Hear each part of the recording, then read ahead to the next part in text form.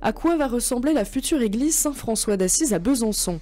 L'édifice construit au début des années 70 dans le quartier de Planoise va être reconstruit en format plus réduit.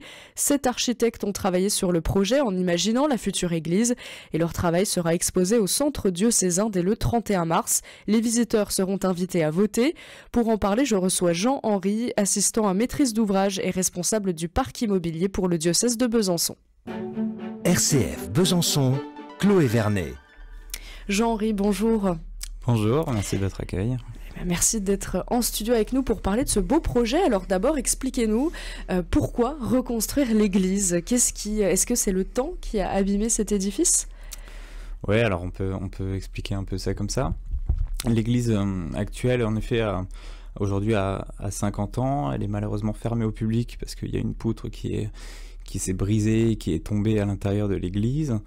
Et puis voilà, on se rend compte que c'est une église qui a passé un peu, qui est plus vraiment aux normes. Et puis il y avait vraiment cette question de dire, en fait, est-ce qu'on part de Planoise ou est-ce qu'on reste? Et puis il y a eu vraiment un consensus avec toutes les équipes, la communauté, les paroissiens, pour se dire, on reconstruit une église et puis on y va, quoi. C'était pas plus simple de la réhabiliter, c'était mieux de la reconstruire.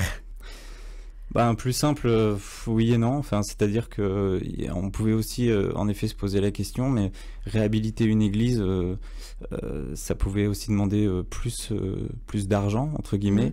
Dans une église aujourd'hui de 600 mètres carrés qui répond plus forcément aux besoins de la communauté, est-ce que c'était vraiment une bonne chose? Voilà, est-ce que les espaces sont pas à revoir? Est-ce qu'on ne doit pas être aussi à l'image d'une nouvelle église, d'un renouveau? Je pense que c'était ça aussi la question qu'on pouvait se poser. Et rester à Planoise, donc il y a une forte communauté là-bas, c'était important que cette église reste dans le quartier.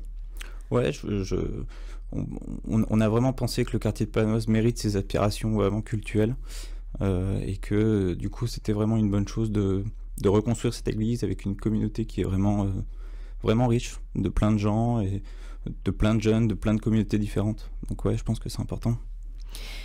C'est rare pour un diocèse de reconstruire une église. J'imagine que c'est pas un projet très commun.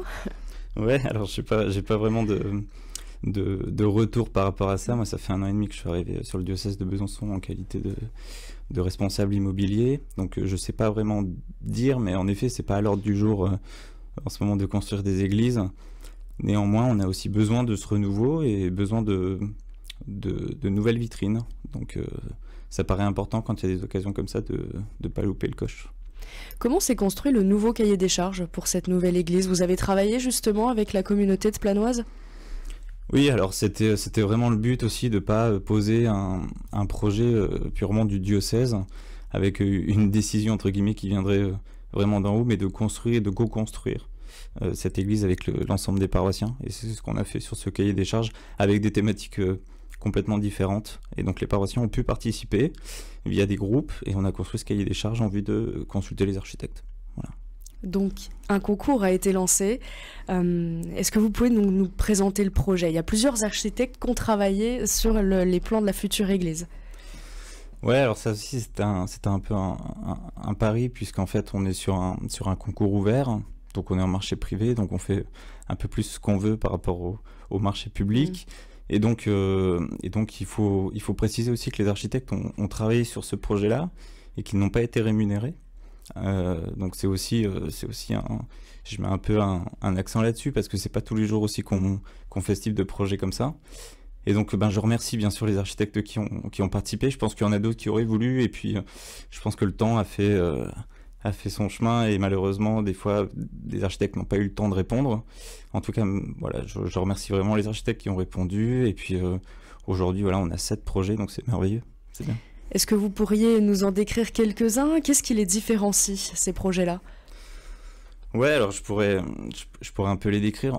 En fait on a un peu de tout entre guillemets pour faire vraiment dans les grosses lignes mais ce qu'on voit c'est qu'ils ont vraiment collé au cahier des charges et à ce que les paroissiens attendent et après en termes de construction ils se sont vraiment inspirés de Saint-François d'Assise, de la sobriété heureuse, d'un projet simple avec des matériaux simples dans un environnement qui est assez complexe au final, qui est Planoise, donc très urbanisé à côté de cette RN57, donc il y a un gros enjeu aussi par rapport à cette construction là et on s'aperçoit que tous les projets voilà, respirent Saint-François d'Assise et à la fois sont très simples. Donc c'est une bonne chose. Au moins ça répond aussi au cahier des charges.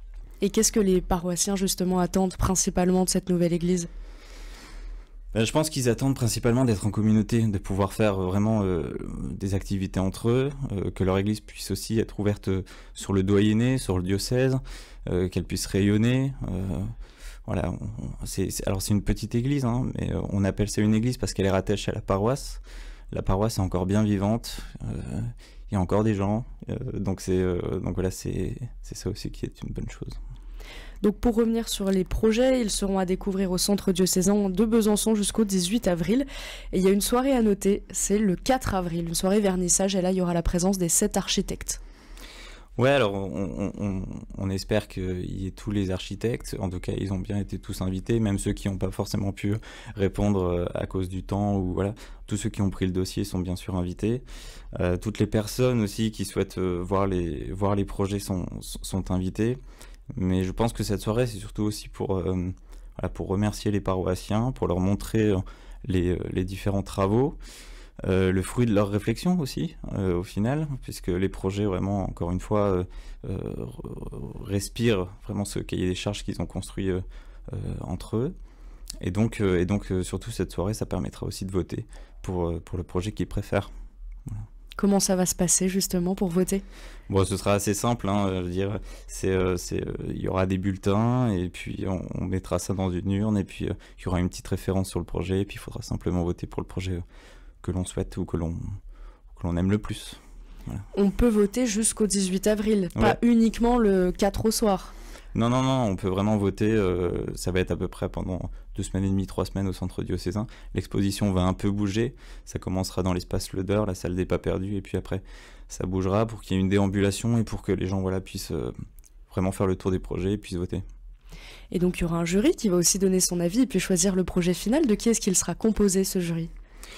De plusieurs personnes avec des qualités différentes, des personnes de l'Église, le vicaire général, je vais en citer 2-3, mais notre nouvelle économe, Christelle Bressot aussi, qui est arrivée il y a pas si longtemps, donc le vicaire général, le doyen, la représentante de l'Église verte, mais aussi des architectes, des AMO, des personnes qui travaillent sur le projet de la RN 57, voilà, moi-même, et puis voilà, on va essayer d'organiser cette petite équipe pour que on puisse délibérer tranquillement et choisir le meilleur projet.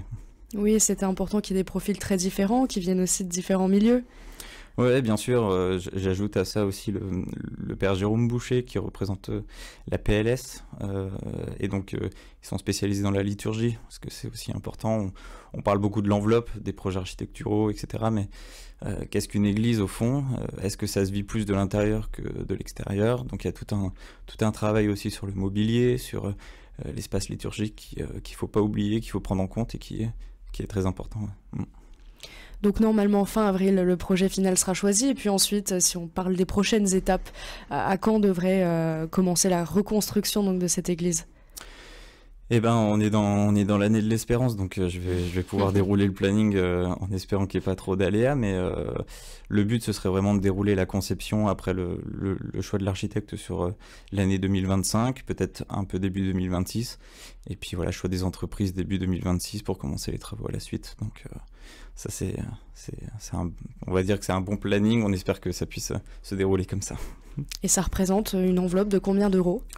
En coût travaux, aujourd'hui, on a une enveloppe de 800 000 €, hors honoraires, bureau d'études, architecte, etc. Donc le truc, c'est que ça va être aussi l'objectif de rentrer dans cette enveloppe-là. Et puis voilà, on verra par la suite où est-ce qu'on arrive.